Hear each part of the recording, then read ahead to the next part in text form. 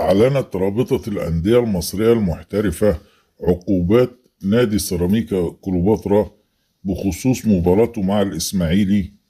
الماضية، حيث أعلنت رابطة الأندية إيقاف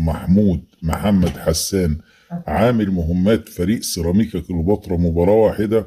وتوقيع غرامة مالية عليه قيمتها 10,000 جنيه، وذلك بسبب الطرد، كما تم توجيه إليه لفت نظر وتوقيع عقوبة مالية 5,000 جنيه، وذلك بسبب دخول أرض الملعب للاعتراض على حكم المباراة وقرار احتساب ركلة جزاء. كما قررت الرابطة توجيه لفت نظر لفريق سيراميكا كليوباترا وتوقيع غرامة مالية عليه قدرها 100,000 جنيه، وذلك بسبب الانسحاب المؤقت لمدة 5 دقائق ثم استئناف اللعب مرة أخرى.